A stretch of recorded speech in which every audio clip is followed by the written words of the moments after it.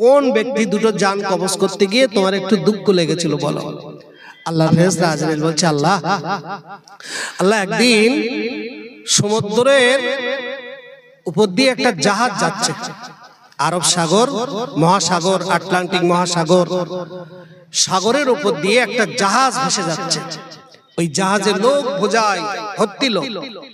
হঠাৎ জাহাজটা যেতে যেতে সমুদ্রের একেবারে মাঝ পজিশনে, মিডিলে, হঠাৎ ওই জাহাজটা কোনো কারণে জাহাজটা উল্টে যায়, মানে ভেঙে যায়, অ্যাক্সিডেন্ট করে, দুর্ঘটনা করে। তো জাহাজ ডুবে যায়। জাহাজ ডুবে যাওয়ার পরে মানুষ সব মরে গেল। ওই জাহাজের কিছু তক্তা টক্তা ছেড়ে যায়। ছেড়ে গেলে কিছু কিছু মানুষ ওই তক্তার উপরে তারা ভাসমান হয়ে যায়। ঠিক যেতে যেতে ওই তক্তার উপরে একজন মহিলা, ওই মহিলাটার পেটে বাচ্চা আছে, মহিলাটা গর্ভবতী, তার পেটে সন্তান আছে।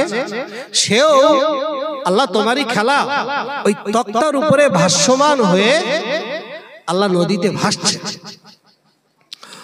কেউ কারোর কিনারা পায় না, যেদিকে তাকায় পানি আর পানি, পানি আর পানি, শুধু পানি, কিনারা পায় না। তার সাথী সঙ্গী কেউ নেই। আল্লাহ ওই মহিলাটা খুব কাঁদে, খুব কাঁদে, আর ওই তক্তার উপরে ভেসে ভেসে আছে, তক্তার উপরে বসে আছে। ওই মুহূর্তে, ওই করুণ সময়, ও রব্বুল আলামিন, আল্লাহ মহিলাটার একটা রাত কেটে গেল, কোনো কিনারা পায় না, কোনো কিনারা পায় না, যেদিকে যায় শুধু পানি আর পানি। মহিলাটার পেটে বাচ্চা আছে। হঠাৎ ওই মহিলাটার পেটের বেদনা শুরু হয়েছে। ওই মহিলাটার পেটের বেদনা যখন শুরু হলো, আল্লাহ পাক ওই মহিলাটা বড় বড় আফসোস করতে লাগলো, বড় কান্নাকাটি করতে লাগলো। কিন্তু ওর কান্না কে শুনবে? ও চোখের পানিটা কে দেখবে? ওর কান্না বা কে শুনবে?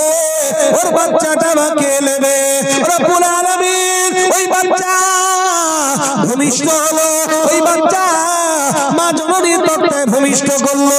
ভূমিষ্ঠ হওয়ার পরে মা জননী ওই বাচ্চাটাকে কোলে তুলে নিলেন, বুকের মাঝখানে নিলেন। মাঝখানে নেওয়ার পরে বাচ্চাটাকে বলে, বাবা বড় অসহায় আমরা, বাবা এই পানির মাঝখানে, চতুর্দিকে পানি, সমুদ্রের কিনারায়, এখানে তো কেউ নাই বাবা, পানি আর পানি, পানি আর পানি, এখানে আর কেউ নাই বাবা, তুমি আমার কোলে থাকো। বাচ্চাটাকে নিয়ে মা জননী বড় খুব কষ্ট করে, খুব দুঃখ করে, খাওয়া না, দাওয়া না, ঘুম না, আরাম বিশ্রাম না, শুধু পানি আর পানি, পানি আর পানি। ও রব্বুল আলামিন, কি করে মুহূর্তে আল্লাহ আপনি আমাকে হুকুম করলেন, ও আজরাইল চলে যাও, চলে যাও, আজরাইল চলে যাও, ওই বাচ্চার মা জননীর জান কবজ করো, চলে যাও ওই সমুদ্রের মাছ দরিয়ায়, ওই মায়ের জান কবজ করো।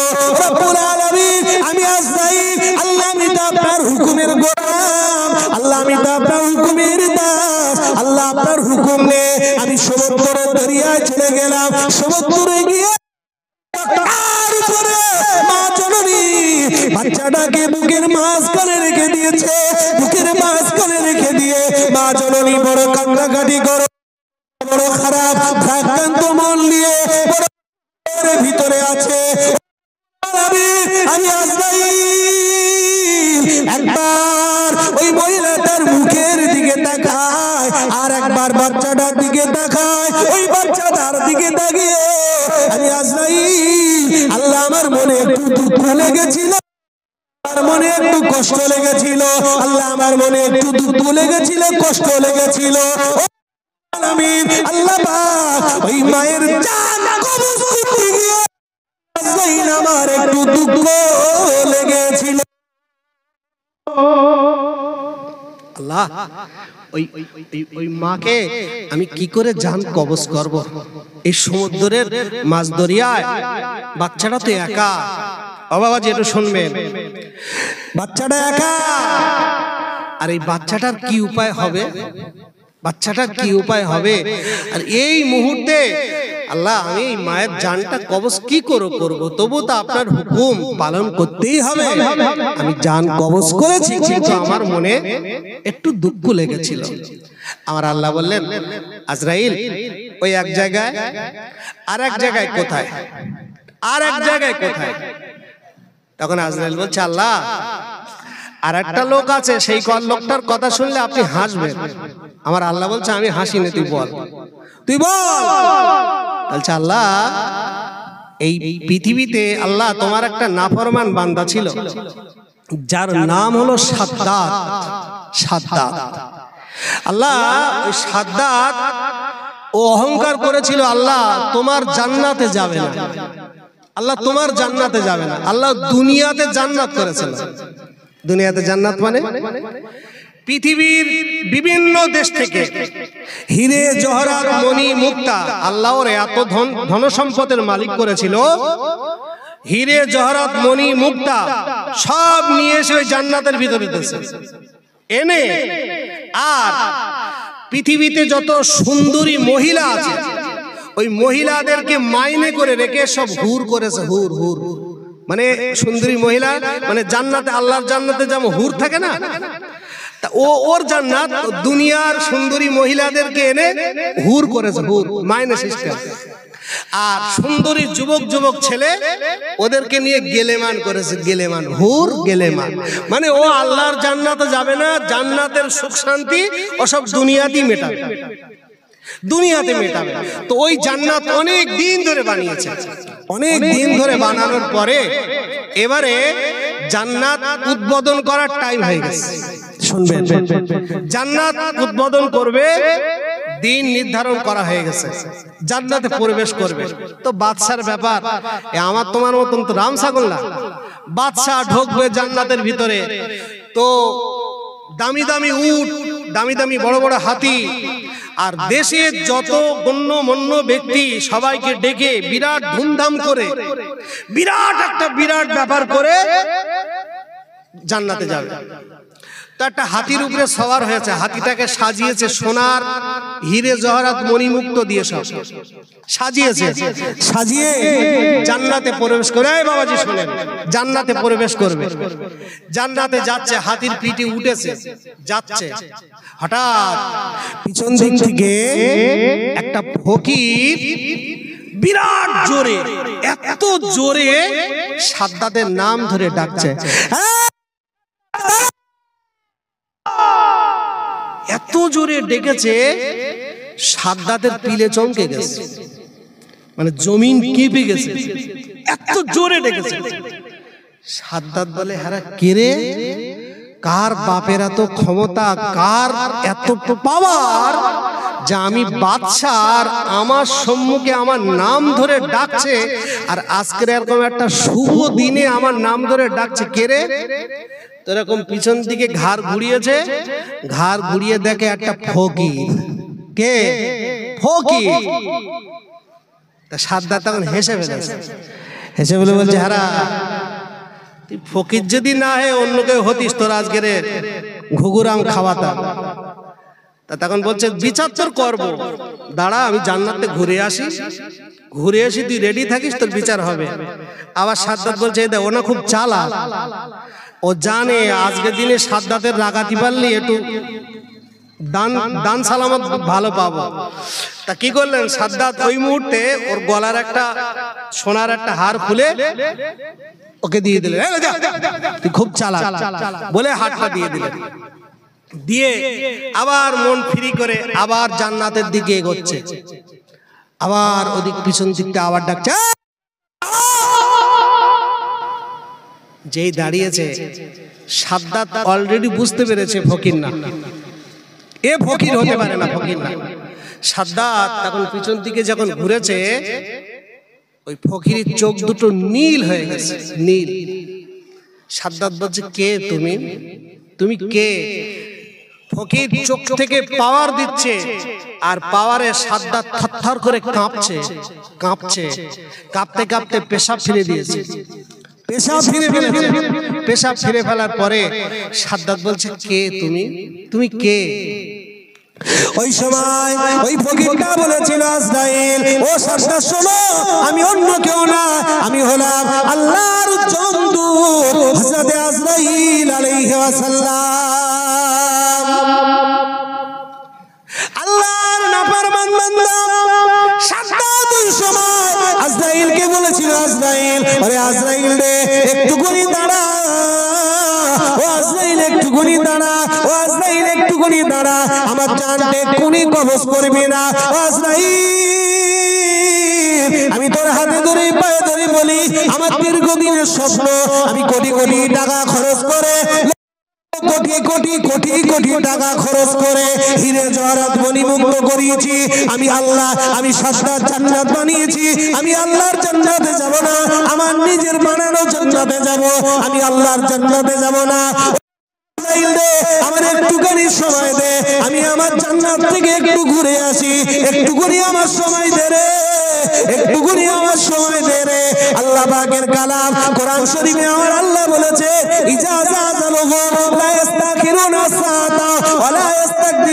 বান্দার যখন যাবার সময় হয়ে যাবে, এক কদমে দিকার হবে না, হাট বাজার করতে দেবে না, মসজিদে প্রবেশ করতে দেবে না, পায়খানা করতে দেবে না, পেশাব করতে দেবে না, ঘুমাতে দেবে না, আপনার কিনা বেড়াতে দেবে না, কোনো বান্দা যখন যাওয়ার সময় হয়ে যাবে, এক কদম এদিক আর ওদিক হবে না। আল্লাহর ফেরেশতা আজরাইল বলে, ওরে শাস্তাত, হবে না হবে না, আল্লাহর হুকুম হয়ে গিয়েছে, আল্লাহর হুকুম হয়ে গিয়েছে, জান্নাতে প্রবেশ করার আগে আমি আজরাইল তোর জান কবজ করব। শাস্তাত এত তাকতির বিরুদ্ধে করেছিল, হাতে পায়ে পর্যন্ত পড়েছিল। আল্লাহর ফেরেশতা আজরাইল বলে, আল্লাহ সেদিনে শাস্তাদের কাকুতি মিনতি থেকে আমি আজরাইল আমার একটু দুঃখ লেগেছিল, আজরাইল আমার একটু মায়া লেগেছিল। আল্লাহ আমার জীবনে দুজন ব্যক্তি, একজন হলো সমুদ্রের মাছ দরিয়ায় মায়ের জান কবজ করতে গিয়ে দুঃখ লেগেছিল, আর একটা হলো এই শাদ্দাত, এর জান কবজ করতে গিয়ে আমার দুঃখ লেগেছিল। আমার আল্লাহ এবার বলছে, এই শোন, এই আজরাইল শোন, ওই যে সমুদ্রের মাছ দরিয়ায় মায়ের জান কবজ করেছে আজরাইল, ওই বাচ্চাটার জন্য তোমার মায়া লেগেছে। ওরে আজরাইল, ওই বাচ্চাকে তুমি জানো, আর ওই শাদ্দাদিবাকে তুমি জানো। আল্লাহ এর থেকে শিক্ষা লাগে, এর থেকে একটু জানার দরকার আছে, জানার দরকার আছে। শোনে, আল্লাহ বলছে, ওই বাচ্চাটা কে তুমি মনে করছো বাচ্চাটা মাছ খেয়ে ফেলবে? হাঙরে কুমিরে সমুদ্রে বড় বড় প্রাণী থাকে, হাঙর কুমির থাকে, বড় বড় মাছ থাকে, তারা তো বাচ্চাটাকে খেয়ে ফেলবে, তুমি এই চিন্তা ভাবনা করছো, ওই জন্য তোমার দুঃখ লাগছে। আজরাইল, ওই বাচ্চাটা কে জানো, আর এই শাদ্দাদিবা কে তুমি জানো? আল্লাহর ফেরেশতা আজরাইল বলছেন, না আল্লাহ, আমি তো কিচ্ছু জানি না। তাহলে শোনো আজরাইল, ওই বাচ্চাটাই হলো শাদ্দাত। জোরে বলেন সুবহানাল্লাহ, বলবেন না? ওই বাচ্চাটাই, ওই বাচ্চাটাই। তো বলছে আল্লাহ, তাই ওই বাচ্চাটাই শাদ্দাত? তাহলে আল্লাহ আপনি সব কিছু পারেন, তুইজ্জু মান তাশা ওয়া তুযিল্লু মান তাশা বিয়াদিকাল খায়র ইন্নাকা আলা কুল্লি শাইইন কাদির। আল্লাহ সব থেকে বড় শক্তিবান। আল্লাহ বলছে, আজরাইল, মা তো মারা গেল, মাছ জান কবজ হয়ে গেল, আমি আল্লাহ সমুদ্রের মাছেদেরকে হুকুম করে দিলাম, এই সমুদ্রের মাছেরা, এই বাচ্চাকে খাবি না, বাচ্চাকে খাবি না, বাচ্চাকে খাওয়া তোদের জন্য হারাম, খাবি না। আমি আল্লাহ মাছেদেরকে বললাম, মাছেরা তোরা বাচ্চাকে মুখী করে নিয়ে সমুদ্রের কিনারায় তুলে দাও। ও বাবাজি, ও সোনামানিকেরা, ও আমার মুরব্বী আব্বারা, ও জওয়ানেরা, তরুণেরা, ভুল আমাকে বুঝবেন না বাবা, আলোচনা বোঝেন, গভীরভাবে আলোচনা বোঝেন। ওই সমুদ্রের মাছেরা আহা বাচ্চাকে গালে তুলে নিয়ে সমুদ্রের কিনারায় তুলে দিল। সমুদ্রের কিনারায় তুলে দেওয়ার পরে আল্লাহ সমুদ্রের মাছে জঙ্গল, স্বাভাবিক সমুদ্রের পাশে জঙ্গলিত হয়ে আসে। জঙ্গলের ভিতরে জঙ্গলে যখন ছেড়ে দিল, জঙ্গলের পাশে সমুদ্রের কিনারায় যখন তুলে দিল, আমার আল্লাহ পাক ওই জঙ্গলের বাঘেদেরকে বলতে লাগলো, এই জঙ্গলের বাঘেরা ওই সাজ্জাদকে তোরা মানুষ কর, সাজ্জাদকে লালিত পালিত কর। কিতাবে আছে বাবাজি, শুনলে অবাক হয়ে যাবেন। সাজ্জাদ বাঘের দুধ পর্যন্ত আমার আল্লাহ খাইয়েছে। যে সাজ্জাদ সমুদ্র থেকে, যার বাপ ছিল না, মা ছিল না, সাজ্জাদ কোন জাতের, কোন বেলাটের, হিন্দুর না মুসলমান, কাউরার না আদিবাসীর, যে সাজ্জাদের এক কাটা জমি ছিল না, যে সাজ্জাদের বংশে পরিচয় ছিল না, যে সাজ্জাদ একটা এতিম বাচ্চা, যে সাজ্জাদের কেউ ছিল না, যে সাজ্জাদকে মাছেরা সমুদ্রের কিনারায় তুলে দিয়ে বাঘেরা মানুষ করতে লাগলো, দুধ খেতে লাগলো। বাবা জঙ্গলে বড় হতে হতে আমার আল্লাহ পাক এবার জঙ্গলের জীবজন্তুদেরকে বলতে লাগলো, একেবারে লোকালে তুলে দাও। লোকালে তুলে দেওয়ার পরে আল্লাহ পাক দেশের গ্রামের মানুষের মাঝে পাঠিয়ে দিল। গ্রামের মানুষের কাছে পাঠিয়ে দিয়ে একজন বাড়িতে চলে গেল। বাড়িতে গিয়ে লেখাপড়া শিখতে আল্লাহ পাক সব কিছু করতে করতে করতে করতে করতে আল্লাহ পাক সাজ্জাদকে আল্লাহ এত ধন সম্পত্তি দিল, এত টাকা পয়সা দিল, এত কিছু দেওয়ার পরে সাজ্জাদ তার নিজের পরিচয় ভুলে গেল।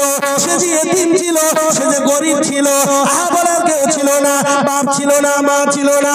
ও জিরো থেকে হিরো হয়ে গেল, হিরো যে হয়ে গেল, সব পিছনের কথা ভুলে গেল। করতে লাগলো, পড়াই করতে লাগলো, পড়াই করতে করতে এত অহংকার চলে আসলো গো। নাফরমানিতে ডুবে গেল। আল্লাহ নাফরমানিতে ডুবে যাওয়ার পরে এবারে নিজের আল্লাহর জান্নাতে যাবে না, নিজের জান্নাত বানালো। জান্নাত বানিয়ে আমার আল্লাহ সহ্য করতে পারলেন না। আমার আল্লাহ বললেন, আজরাইল রে, সাজ্জাদ অতি বাড়া বেড়েছে, আর অতি বাড়া বাড়লে আমি আল্লাহ তাকে কমিয়ে দেব। আপনি বলেন, সাজ্জাদ তো ও তো এতিম, ওর তো কোনো বংশের পরিচয় নেই। আল্লাহ পাক ওকে সমুদ্রের মাছ থেকে তুলে আল্লাহ লোকালে দিয়ে রাজত্ব দিয়েছে, টাকা দিয়েছে, ব্যবসায়িত্ব দিয়েছে, এত কিছু সে অহংকার করলো। আমার আল্লাহ তাই কোরআনে বলেছে, লাইন শাকারতুম লাযীদান্নাকুম ওয়া লাইন কাফারতুম ইন্না আযাবি লাশাদীদ। আমি আল্লাহ আমার নিয়ামতের শুকর আদা করলে আমি আল্লাহ নিয়ামত বাড়িয়ে দেই, আর যে নিয়ামতের শুকর আদা করে না আমি আল্লাহর নিয়ামত কেড়ে নেই। যে এই জন্য আমরা যাই করি না কেন বাবা, আল্লাহর প্রতি একটু তাওয়াক্কাল করবেন, আল্লাহর প্রতি একটু ভরসা করবেন। আল্লাহ যে আছে, আল্লাহ যে আমার সব, আল্লাহ যে আমার দিয়েছে, ওই আল্লাহর প্রতি একটু তাওয়াক্কালতু আলাল্লাহ, তাওয়াক্কালতু আলাল্লাহ। খেতে শুতে উঠতে বসতে আলহামদুলিল্লাহ, আলহামদুলিল্লাহ। যদি মসজিদে 1000 বার আলহামদুলিল্লাহ বলে যতটা না কাজ হবে, মসজিদ থেকে বার হয়ে একবার বললে তার 1.5 কাজ হবে। কথা বলতে পারলাম না, বুঝতে পারলাম না। মসজিদে বসে 1 লক্ষ বার আলহামদুলিল্লাহ বললে যতটা কাজ হবে, যতটা কাজ হবে, মসজিদ থেকে বাইরে বেরিয়ে দুনিয়াদারি করতে করতে একবার আলহামদুলিল্লাহ বললে লক্ষ কোটি সওয়াব হবে। জোরে বলেন, কথা বুঝেছে? জি, কারণ 22 ঘন্টা দুনিয়াতে কাটে আর 2 ঘন্টা আল্লাহর ইবাদতে কাটে, 2 ঘন্টা আল্লাহর ইবাদতে কাটে। ওই মসজিদে বসে ও তো আলহামদুলিল্লাহ বলার জন্যই মসজিদে যাচ্ছে। কথা বললেন না? ওখানে তো দুনিয়াদারি হয় না, ওখানে তো সম্পর্ক আল্লাহর সাথে হয়ে যায়। জি, তো ওখানে আলহামদুলিল্লাহ বললে আল্লাহ যতটা খুশি হবে, ওই মসজিদ থেকে বার হয়ে দুনিয়াদারিতে যখন মেতে থাকবে তখনই আলহামদুলিল্লাহ বললে আল্লাহ আরো খুশি হবে। জোরে বলেন সুবহানাল্লাহ। আরেকবার জোরে হবে না সুবহানাল্লাহ? নারে তাকবীর, নারে তাকবীর। আল আলো, আল হাদিসের আলো। আল্লাহুম্মা সাল্লি আলা সাইয়্যিদিনা ওয়া আলা আলি সাইয়্যিদিনা। যদি না তো লিখিতে লিখিতে চোখে ঘুম চলে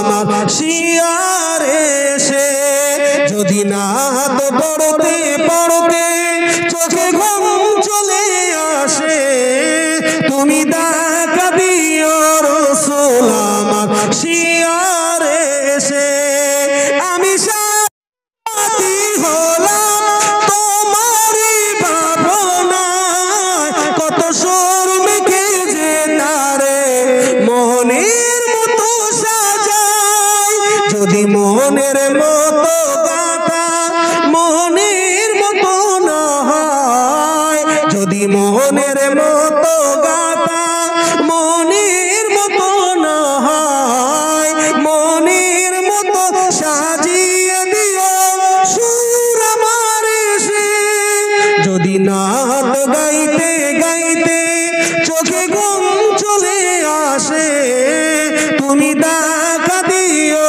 রাসূল আমার শিয়ারে সে আল্লাহুম্মা সাল্লি আলা মাওলানা মুহাম্মদ ওয়া আলা আলি সাইয়্যিদিনা ভাইরা বাবাজিরা আব্বা জানেরা, দেখতে দেখতে 11টা ওভার হয়ে গেছে। জি হুজুর মানে এখন এসে পৌঁছায়নি। হুজুর আসলেই স্টেজে চলে আসবে, কারণ বেশি রাত করা হবে না, খুব অল্প সময়ের ভিতরে সমাপ্ত ঘটবে ইনশাআল্লাহ। আমি যে কথা আপনাদের কাছে বলছিলাম, আলোচনা এখনো শেষ হয়নি, শোনেন। তাহলে আল্লাহ পাক সব কিছু করার মালিক আল্লাহ। আল্লাহ এ বিশ্বাস হারাবেন না। আল্লাহ পারে, আল্লাহ পারে। পৃথিবীতে তার অনেক নজির আছে, অনেক নজির আছে, অনেক নজির। আল্লাহ পাক একদিনে হযরতে নবী মুসা নবীর আমলে, একটু শোনেন, মুসা নবীর আমলে একজন মহিলার বাচ্চা হচ্ছে না, বাচ্চা তো বাচ্চা হওয়ার জন্য এ মৌলবীর কাছে তাবিজ করে, ও মৌলবীর কাছে তাবিজ করে, এ হুজুরের কাছে দোয়া চায়, ও হুজুরের কাছে দোয়া চায়, কোনো কিছুতেই বাচ্চা হয় না, বাচ্চা হয় না। মাদ্রাসায় দান করে, মসজিদের মুসল্লিদের খাওয়ায়, মানে যত যা কিছু আছে সব করে, বাচ্চা হচ্ছে না। তো বাচ্চা যখন হয় না, তখন ওরা স্বামী আর স্ত্রী দুজনা নবী মুসা আলাইহিস সালামের কাছে গেছে। কি বলছো নবী মুসা, আপনি তো আল্লাহর সাথে কথা বলেন, তা আল্লাহকে একটু জিজ্ঞাসা করবেন আমার এই বিবির আল্লাহ বাচ্চা দেবে না, বাচ্চা হবে না, একটু আল্লাহকে বলেন। তো হচ্ছে ঠিক আছে। নবী মুসা আল্লাহর কাছে গেলেন, আল্লাহকে বলছে, আল্লাহ ওই একজনের স্বামী আর স্ত্রী ওরা এসেছিল, আল্লাহ ওই মহিলাটার আপনি বাচ্চা দেবেন না?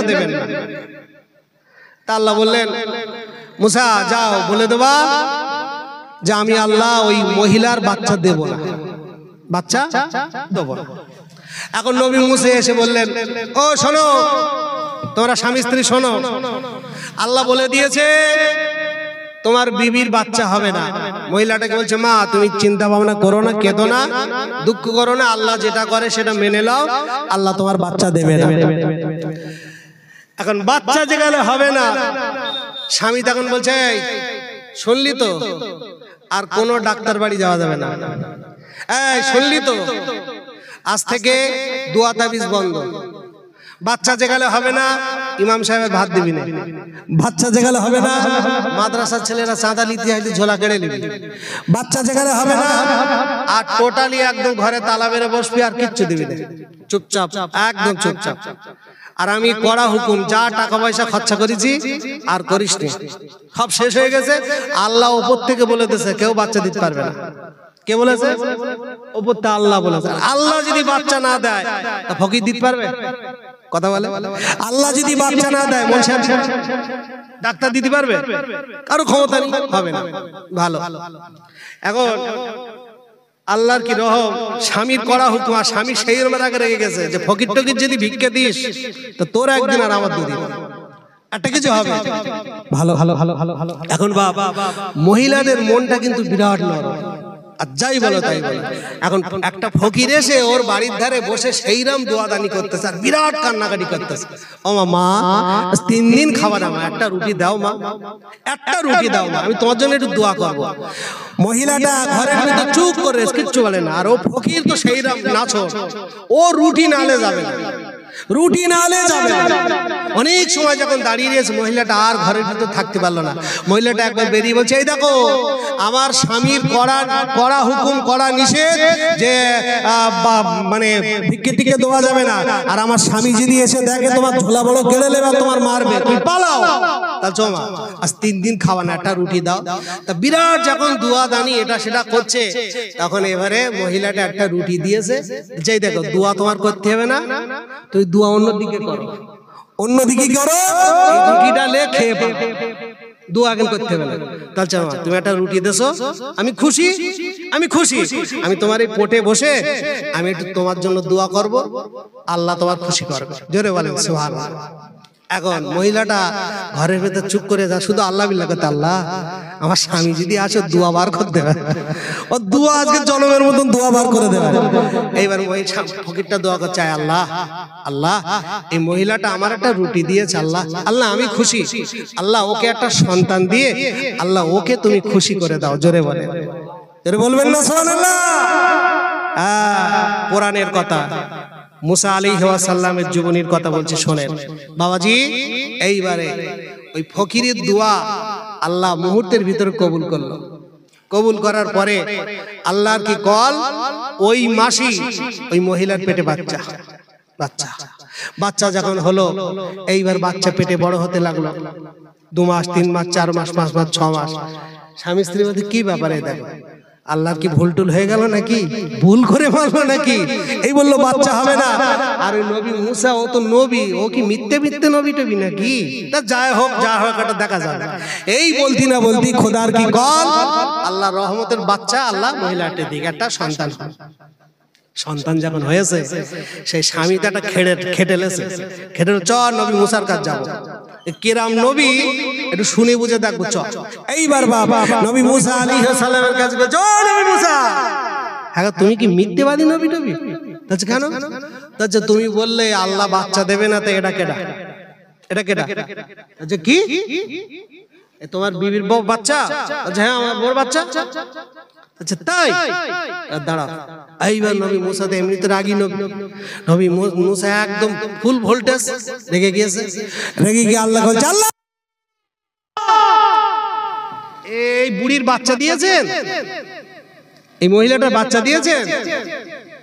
তা আল্লাহ তখন বলছে, ও মুসা সে একটা যাটা হয়ে গেছে, তা তুমি বাদ দাও, আমি আল্লাহ এই মুহূর্তে আমি তোমার কাছে একটা জিনিস চাবো, তুমি দেবা? তাহলে কি? তাহলে মুসা আমি একটু মানসির গোস্ত খাবো, তুমি আমার দেবা একটু এনে? কিসের গোস্ত? কথা বলে না, মানসির গোস্ত। তাহলে আল্লাহ তাই? মুসা নবী নরম হয়ে গেছে, তা আল্লাহ দাবি করেছে, বলছে আল্লাহ তাই তুমি মানসির গোস্ত খাবা? তাহলে আল্লাহ একটা ছুরি দাও, একটা পাত্র দাও। আল্লাহ একটা ছুরি আর একটা পাত্র দিলেন। এইবার নবী মুসা সেই ছুরিটার পাত্রটা লে এইবার ঘুরছে, ফকিরের ভিক্ষে চাওয়ার মতো ঘুরছে। এর কাছে যায়, এ মুসলির কাছে যায়, মুসলি বলে আমি দেবো না। এ তসবি টেনতেছে ওর কাছে, ও তসবি টেনতেছ, তোর তসবি আলা মানুষ, তুমি তো বিরাট আল্লাহ জিকির করতেছ, তা আল্লাহ একটু গোস্ত খাতি চেয়েছে, গোস্ত দেবা? ও শালা দেয় না। পীর সাহেবের কাছে গেছে, তুমি তো বিরাট পীর, পীরে কামেল, তুমি একটু গোস্ত দেবা? আল্লাহ গোস্ত খাতি চেয়েছে, দেবা? পীর সাহেব দেয় না। কোরআন পড়তেছে হাফেজ মাওলানা, বিরাট আল্লাহ কোরআন পড়তেছে, হাফেজে গেছে, দেখো তুমি তো কোরআন পড়তে, আল্লাহ গোস্ত খাতি চেয়েছে, গোস্ত দেবা? ও দেয় না, কেউ দেয় না, কেউ দেয় না। কেউ যখন দেয় না, খুব সংক্ষেপে বলছি, কেউ যখন দেয় না, নবী মুসার মনটা খারাপ, খুব খারাপ, মনটা খারাপ করে নবী মুসা এবারে ফিরে যাচ্ছে আল্লাহর কাছে। আর মনে মনে বলছে, আল্লাহর কাছে আমি কি জবাব দেবো? আমার আল্লাহ একটু গোস্ত খাতি ছিল, তা আমি পেলাম না, কেউ একটু দিল না।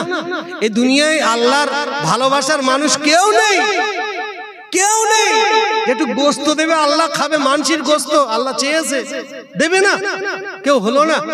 এই আফসোস নিয়ে, এই ভ্রাক্রান্ত মন নিয়ে খুব কষ্ট করে ওই ফিরে যাচ্ছে আল্লাহর কাছে, মনটা খুব খারাপ। আল্লাহ একটু গোস্ত ছিল, হলো না, ইস আমি কি জবাব দেবো। এই জাতি জাতি জাতি জাতি রাস্তার ধারে এক পাগল, পাগল সব শুয়ে থাকে না, পাগল, পাগল শুয়ে আছে, হাড়ে গোস্ত মানে মাংস জড়িয়ে গেছে, শুকনো হয়ে গেছে, রাস্তার ধারে ধুলো বালি ময়লা একটা জঙ্গল পানা শুয়ে রয়েছে। ওই পাগল ওই শুয়ে রয়েছে আর জবান দিয়ে, জবানটা আল্লাহ চালু রেখেছে, ওই জবানে শুধু জিকির করছে আল্লাহ আল্লাহ আল্লাহ, জিকির করছে। জিকির যখন করছে, নবী মুসা আস্তে আস্তে আস্তে ওর কাছে গিয়েছে, গিয়ে বলছে আল্লাহর পাগল, তুমি তো বিরাট জিকির করছো, যে আল্লাহর নামে জিকির করছো, ওই আল্লাহ একটু গোস্ত চেয়েছে, তুমি কি দোবা? দোবা, আল্লাহ একটু গোস্ত চেয়েছে, দোবা। ওই পাগলটা, ও ভাইরা বাবাজিরা, পাগলটা পাগলটা এক বাক্যে নবী মুসাকে বললেন, নবী মুসা আমার আল্লাহ গোস্ত খাবি চেয়েছে, ও নবী মুসা আমার শরীরে যে জায়গার গোস্ত তোমার পছন্দ, ওই জায়গার গোস্তটা ও নবী মুসা তুমি একটু কেটে নাও। ভাইরা বাবাজিরা, নবী মুসা তার শরীর থেকে একটু গোস্ত কেটে নিল, গোস্ত কেটে নেওয়ার পরে পেয়ালা করে নবী মুসা বিরাট আনন্দ করছে, বিরাট উল্লাস করছে, আল্লাহর গোস্ত পেয়েছি, আমার আল্লাহর কাছে বলতে পারবো। আল্লাহর কাছে গিয়ে বলে, আল্লাহ এইলান গোস্ত, আল্লাহ এইলান গোস্ত। আমার আল্লাহ তখন বলে, মুসা, ও নবী মুসা এই গোস্ত কে দিল বলো? থাকাও না, এই শোনেন, খুব ভাইটাল কথা শোনেন। নবী মুসাকে আল্লাহ এবার বলছে, এই মুসা গোস্ত কে দিল, গোস্ত কে দিল? তো বলছে, আল্লাহ তুমি বাটি দিয়েছো, ছুরি দিয়েছো, তুই বাটি আর ছুরিলে সারা দুনিয়ায় তছনছ করেছে। কত হাজি গাজি পীর দরবেশ মুসল্লি বিরাট ব্যাপার, দাড়ি লাল করে আবার সাদা হয়ে যাচ্ছে। সেরাম মালের কাছে গেছি, কত মালের কাছে গেছি, কেউ একটু গোস্ত দেয়, কেউ একটু গোস্ত দেয়। আল্লাহ মনটা খুব খারাপ। ফিরে আসছি, হঠাৎ একটা পাগল ফকির কঙ্কাল হয়ে গেছে, আল্লাহ তোমার নামে জিকির করছে, ওর কাছে গিয়ে বলেছি, আল্লাহ একটু গোস্ত দিয়েছে, আল্লাহ তাই গোস্ত নিয়েছে। আর আল্লাহ বলছে, মুসা সারা দুনিয়ায় তো গোস্ত খুঁজে বেরিয়েছো, ও মুসা তা তোমার শরীরে কি গোস্ত ছিল না? সুবহানাল্লাহ। এই মুসা সারা পৃথিবীর মানুষের কাছে গোস্ত চেতে গিয়েছো, পেয়ালা নিয়ে, পাত্র নিয়ে, তা তোমার গায়ে কি গোস্ত ছিল না মুসা? নবী মুসা হ্যাঁ ঠেরে লাজবাব, কোনো কথা বলে না। আমার আল্লাহ বলে, মুসা, আরে মুসা রে, আরে মুসা, যে ফকিরটা আমি আল্লাহ আমাকে গোস্ত খাওয়ার জন্য শরীরের গোস্ত কেটে দিতে পারে, ও মুসা ওই ফকির যদি দুটো হাত তুলে আমি আল্লাহ আমার কাছে চাই, আমি আল্লাহ কি না দিয়ে থাকতে পারি?